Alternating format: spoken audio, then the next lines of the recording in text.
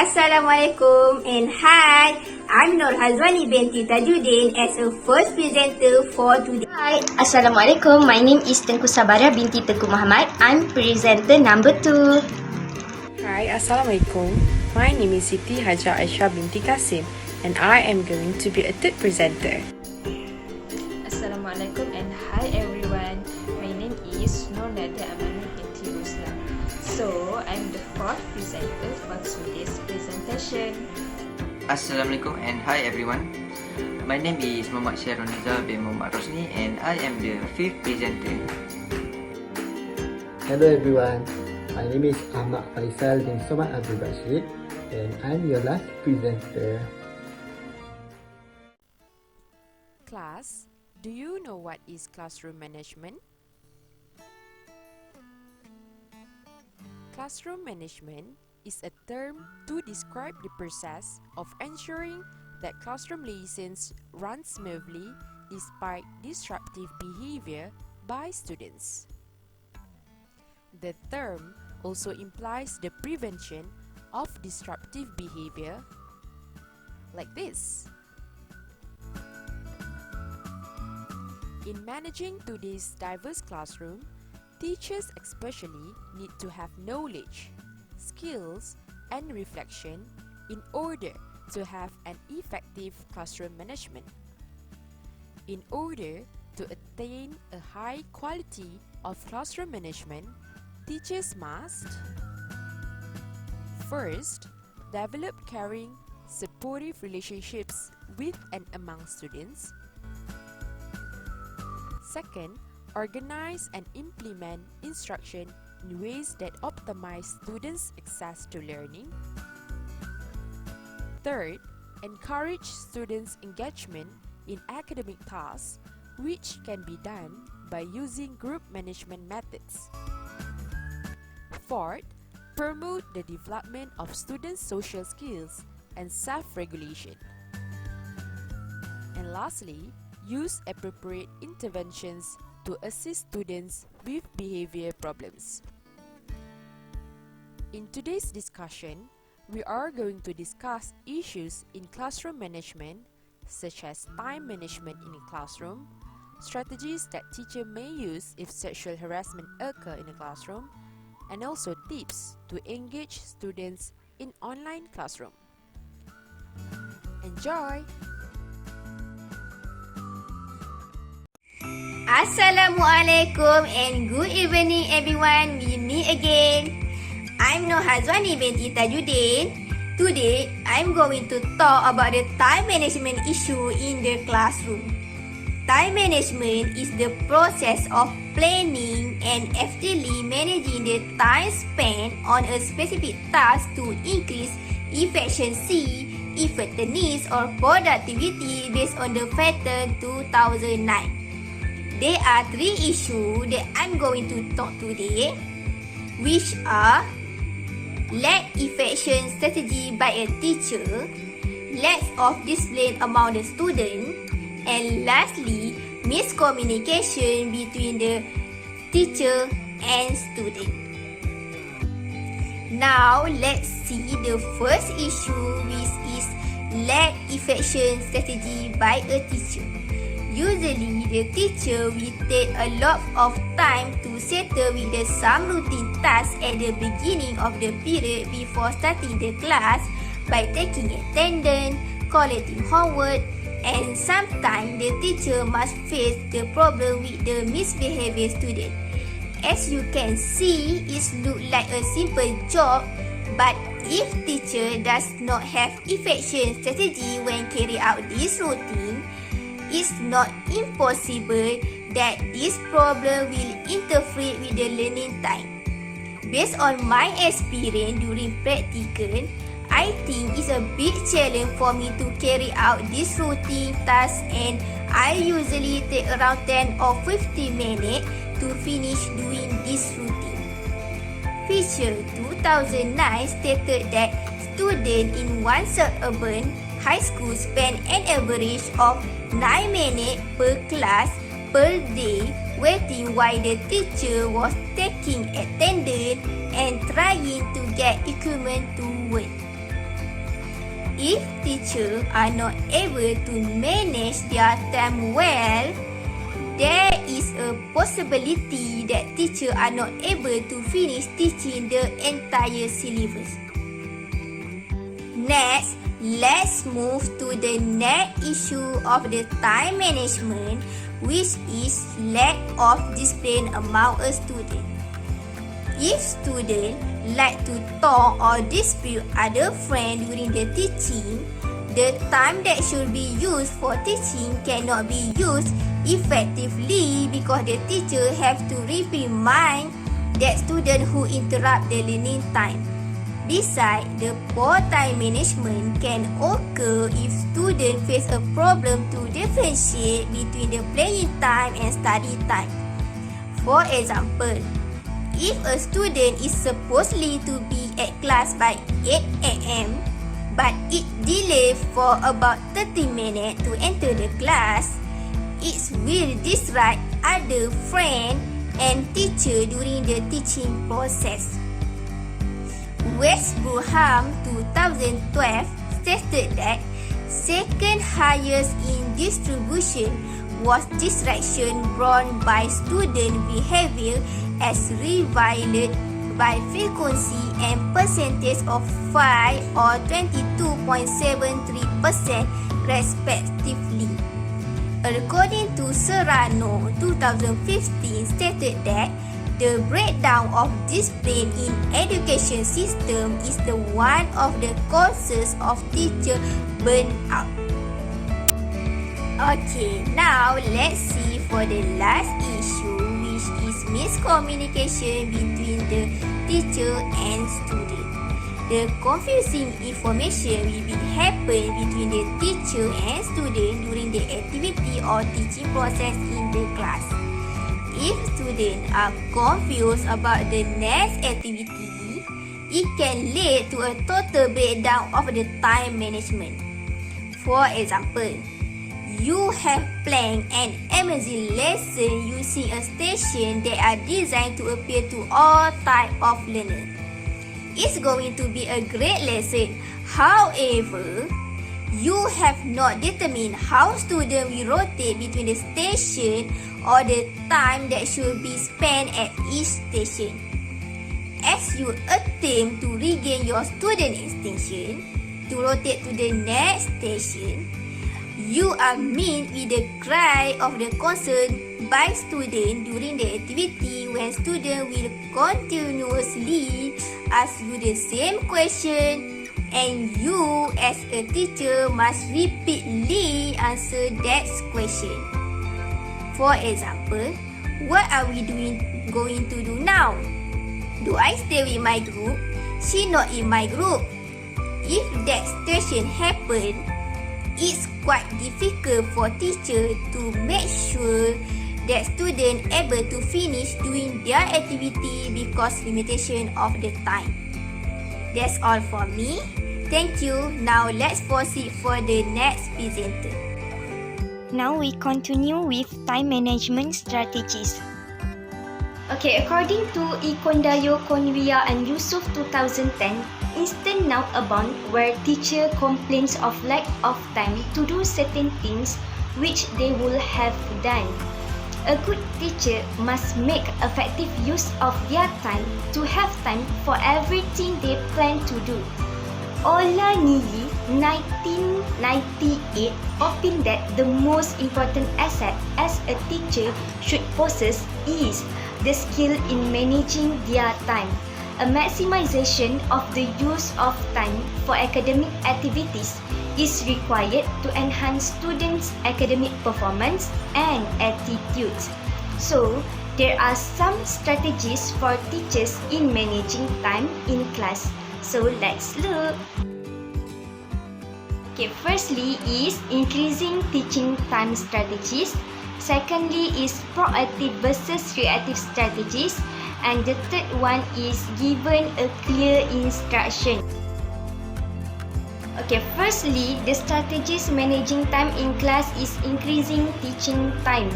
Okay, the teacher have to plan for smooth transition between lessons and always try to have materials ready for each lesson or activity. Okay, when a teacher are prepared the lesson plan, it saves times because the lesson notes guides the teacher to the relevant points of the lesson. The teacher is safe from beating about the bush. Joferit Ondulum, Ayua 2017. Okay, because when teachers are not prepared, they will waste their time by giving irrelevant example. Okay, next, the teacher have to make sure that the task given to students can be done by students. The teacher should do a simple activity so that the success criteria can be achieved. Okay, the strategies in time management for inappropriate behavior of students are by using proactive versus reactive strategies. Okay, from a behavioral perspective, procedures needed to reduce students' misbehavior fall into two broad categories, which is proactive strategies and reactive strategy, which 1996. Okay, proactive disciplines plans can be conceptualized as being preventive and taking positive approach to classroom management. Okay, the teacher are likely to use positive responses when students demonstrate appropriate behavior. Little et al. 2002. Okay. Reactive classroom management refers to the ways in which teachers respond to student misbehavior. Though it occurs after the fact, it still involves thinking carefully before taking action. Why is the student behaving in this inappropriate manner? Which response will be most appropriate in addressing that misbehavior? Often teachers may act before thinking, and lack of thought lead to an inappropriate or disproportionate response. There are many useful techniques that teacher can use to achieve this. Okay, firstly is making a clear statement about expected behaviors within your classroom. Secondly is using a sudden silence as a way to grab students' attention. And the third one is praising students who are behaving well as a form of encouragement. Lastly, the teacher must give a clear instruction. Okay, in classroom communication, it is the teacher, which is source, who selects and arrange the content, which is message. The students, which is recipient, okay, are to learn and decide how best to help them. Okay, the teacher have to ensure that everyone is paying attention and all distraction has been removed. Others, the teacher must describe expectation, activities, and evaluation procedures. As a conclusion, the strategies listed just now can help teachers establish a classroom with clear expectation as well as teach appropriate classroom behaviors while correcting problematic behaviors in a cultural responsive manner. All this strategy will help teachers to manage their time efficiency in class. That's all from me. Thank you for listening. Have you ever been called slut, bitch, or catcalled by kids in your school? Have someone purposely did unwanted physical contact such as touching or grabbing? This is called as sexual harassment. Sexual harassment is a type of bullying intended to hurt or intimidate someone. 3 forms of sexual harassment, which is verbal, visual, and physical. Verbal harassment including comments about clothing, a person's body, sexual or gender-based jokes or remarks, requesting sexual favors, or repeatedly asking a person out. It also includes spreading rumors about a person's personal or sexual life, or using foul and obscene language. Visual harassment can include posters, drawings, or pictures, screensavers, cartoons, emails, or texts of a sexual nature. Physical harassment often includes sexual assault, impeding or blocking movement, inappropriate touching such as kissing, hugging, patting, stroking or rubbing, sexual gesturing, or even luring or staring. Now, move on to charts and data. 36% girls, 16% boys experience unwelcome sexual comments, jokes, or gestures the most. Second highest is by having someone spread unwelcome sexual rumors through text and etc. And 21% boys experience being called gay or lesbian for 9% for girls. In one study by Penfield 2017, 44% of the students who admitted to sexually harassing others did not think of it as a big deal, followed by 39% thinks that they were trying to be funny. Only 3% who harassed others did so because they wanted a date with the person or thought the person liked it, for 6%. Sexual harassment is never a misunderstanding. Thus, school must teach all students that sexual harassment is not a joke and it's not funny. Next, victims of sexual harassment can suffer significant psychological effects, including feeling powerless, anxiety, depression, headache, lost confidence, self-esteem, isolation, and post-traumatic stress disorder, PTSD. In addition, in the higher education setting, student victims of sexual harassment may feel pressured to drop a class or change their major or minor and experience physical and psychological distress. Overall, sexual harassment causes a tense and unproductive working and learning environment. Now class, let's think if sexual harassment occurs in front of you in a classroom. What will you do as a teacher if your students happen to be a harasser or the one who's been sexually harassed? Let's think. Assalamualaikum and hi, my name is Nur Nadia Amani binti Ruslan. So just now, Hajar have presented about the issues regarding sexual harassment in a classroom. So now, I would like to proceed on strategy to overcome sexual harassment in a classroom. So there are 3 points here, which number 1 is teaching students to respect one another and to have healthy relationships between the sexes and within the sexes. According to Sandler and Stanhill 2005, students are less likely to sexually harass people they respect, and they will be more likely to stand up for someone they know and like. So, as the teacher itself must fostering positive peer relationships among the students in a classroom, such as promoting activities according to the personal and social developmental needs of students, so as to help develop students' positive values and attitudes that encourage friendship, cooperation, and sharing among all students, such as create a culture of caring and respect for others in a classroom, so that students feel connected and valued between one another.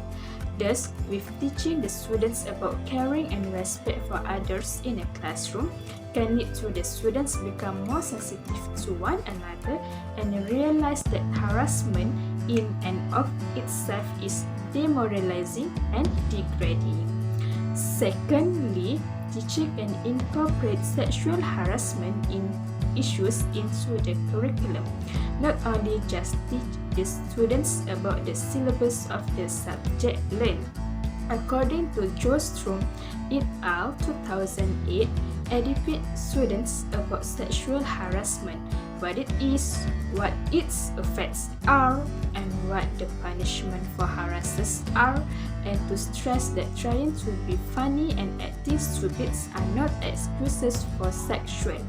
Teacher can incorporate the topic of sexual harassment into class periods. For example, teach the students proper behavior for coping with interpersonal relationships to arouse their awareness on sexual harassment and remind them to seek help when necessary. Thus, students must be taught the differences between flirting and harassment, friendly teasing and bullying, in which behavior expectations must be clearly defined and explained. Thus, teachers must also incorporate subjects that encourage tolerance for all individuals, such as teachers emphasize that sexual harassment is not something young people need to learn to tolerate. Rather, it must be confronted and stopped so that schools and classrooms can be safe and positive places for children to learn. Last but not least, teachers must learn how to respond appropriately to sexual harassment when they witness it and when students report it. According to Sandler and Stanhill 2005, when educators ignore their personal and professional obligations as adults and as school authorities, they create a culture in which sexual harassment is acceptable and students feel that they cannot trust teachers to help them. So, there are 3 steps on how teachers can respond and when students report sexual harassment. The first one is listen. Listen to the students carefully and respectfully, respecting the confidentiality of students who report sexual harassment may encourage other students to report harassment if they become the victim. Next is answer. Answer question fully. Avoid voicing judgment or using victim-blaming language, and freely acknowledge when an answer is unknown. And then find the answer and share it with the students. The third one is advice. Advise students about their rights and options, such as teachers advise students to record the incident in writing, including as much details as possible about what happened and listing anyone who saw the incident. Next is assist, in which assist students as necessary if they choose to report the harassers to school socials. Lastly is check up. Teachers check up on students as they take the next steps and remind them to report any future sexual harassment. Next is how educators can respond when they observe sexual harassment. The first step is name the behavior and state that it must stop immediately. Teachers suggest an appropriate alternative to an offensive word or phrase and advise students to use it going forward. Second step is use the incident as a reason for talking to students about sexual harassment, what it is and why it is not okay. Teachers follow the school policy for handling sexual harassers. Last step is send the students to the principal or guidance counselor and notify the families of the students involved as necessary. So, in a conclusion, teachers must play a good role to prevent sexual harassment in the classroom because teachers are the first person to observe that behavior between the students, such as teachers must not only teach syllabus content to the students, but also have to educate the students with things for their personal development or personal growth. So that's all from me. Thank you. Okay, thank you Nadia for your great presentation. Now I am Shahrul and my friend here, My name is Ahmad Faisal. and we will take over on this part. Okay, Faisal, can you tell others what topic that we will cover here? Okay, for topic for today, we are going to talk about online classroom management, Shahrul. And Faisal, can you tell others why we choose this topic?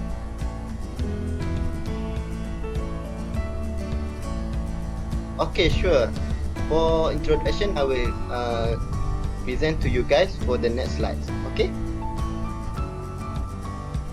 So the reason why we choose this topic is because the effect of this coronavirus in China, following that the government requirement that say non-stop teaching and learning, most of Malaysian school and university have started this online education.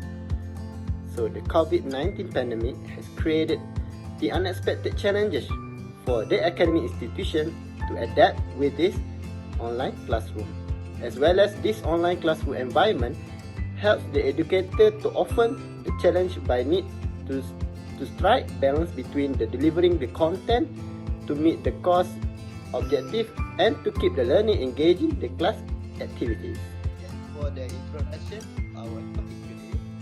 So Shahrul, Yes. what is the issue for the online classroom management? Can you share with the other? Okay, thank you, Faisal. Okay, the issues that I can share with others is, let's forget about the external issues such as having a bad connection internet and not suitable device. Let's focus on internal issues. Okay, let's go to the slide. The issues that I have found in online classroom are motivation level and one-way communication. So let's take a look for both issues. What is motivation? Based on educational psychology, it has been described as a concern with the politician or will that students bring to a task, their level of interest and intrinsic motivation, the personally held goals that guide their behavior, and their belief about the causes of their success or failure. In a simple sentence, motivation is an internal state that activates, guides, and sustains behavior. According to Puncak and Aisyah 2012, they have said that motivation can influence what we learn, how we learn, and when we choose to learn. Motivation is one of the important key during learning process in order to keep students focused and maintain in their study. Due to this current trend of teaching, which is online learning, students may face a problem of low motivation level. The reason behind this because they have unsatisfaction learning environment and technical difficulties. When learning environment is unwelcome or having a bad internet connection, students may lose their focus on online class session. If this problem continuously happens, students may feel frustration because cannot follow the online classroom as others. What I can recommend to a student, try to find a moral support from their family, which you can discuss with them to give a cooperation before the online class begin. Or you can ask your peers to guide and study together. For a teacher, they should alert about these issues by preparing offline learning material such as using PowerPoint slide, notes in PDF type, or video recording so students can access this material anytime. Next is one-way communication. Before that, let me define first what is communication. Communication is a process by which information is exchanged between individuals through a common system of symbols, signs, or behavior. According to Dame Levy, 1992, in terms of educational setting, he said that communication is an activity which can be learned, and media is a key factor that provides bridge between the communicator and receiver as being technology. So, what is one-way communication? One-way communication can be described as information on that have been transferred in one direction only, which is from sender to receiver. There is no opportunity for the receiver to give feedback to sender. This is not effective way of learning and teaching process because there is no feedback from students for the teacher to measure their understanding. Why this is happen? This is because no interaction between teacher and students, and also teacher to focus explaining without a break. When this happen, student may feel bored during online class session because they did not get a chance to ask. This could be very difficult for many learners. In order to get feedback from students, what teacher can do is by creating interesting activity that students can participate during online class session. This activity could lead to active learning and at the same time can achieve the objective of the learning. Okay, that's the internal issue that I have found in online class. Okay, Faisal, Yes. do you eat biscuit? Can I have some? Oh, this. Okay. Yes. Here we go.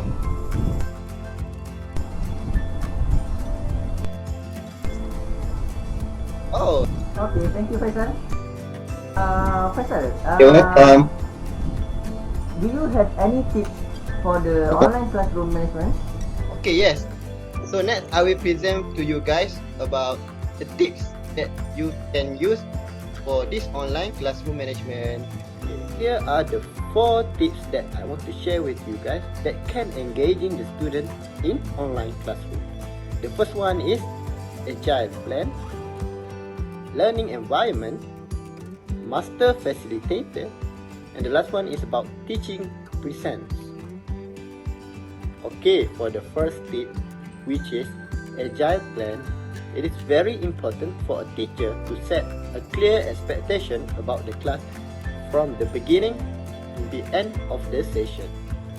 In an online environment, keeping the learner's attention on the teaching can be difficult because there is a various type of children in this online classroom. And then a researcher named Kevin Max-Patton in 2015 stated that the average human attention span shifts every 8 seconds. Hence, this problem might need a teacher to set an agile plan for the class before he or she start the class. Next is about learning environment. From Lizio in 2002 stated that a good learning environment promotes learner engagement through collaboration. Since we know that during face-to-face environment, this collaboration occurs organically. However, when we come up with the virtual environment, learner rely heavily on the faculty to cultivate a learning community and to foster a sense of belonging. So here I share with you guys 3 suggested activities that I choose, which is the first one is about clarify role. Teacher need to encourage the learner to participate in the classroom, and then a small group activity, which is he or she use icebreaker activity in the beginning, breakout room to create a small group discussion, and chat function to encourage learners to actively participate in the classroom. And the last suggested activity, which is the synthesize, where it summarize the discussion and link the discussion to the course content. Okay, for the third tips, which is master facilitator. So here, teacher play 2 key roles. The first one is a matter expert and master facilitator. There are 2 different things about these 2 types, which is for a matter expert, where the teacher are there to share their content to the student. But somehow for the master facilitator, the teacher itself need to engage in the learning process and encourage them to participate in the classroom activities. So here again, I'm suggested a few techniques that you can use in online classroom, which is the first one is about probing. Is where the teacher need to develop analytical and reflective thinking to clarify the concept. And then the second one is redirecting comment. Furthermore, with the referring back. Next, with the shifting perspective, and the last one is about summarizing the content so that the student need to conclude what they have learned for that particular day. So we come to the last tips for today, which is teaching presence. This is where the teacher brings their passion for the subject and their confidence in teaching to the classroom to create authentic connection with the learner. It says from Bigatel in 2012.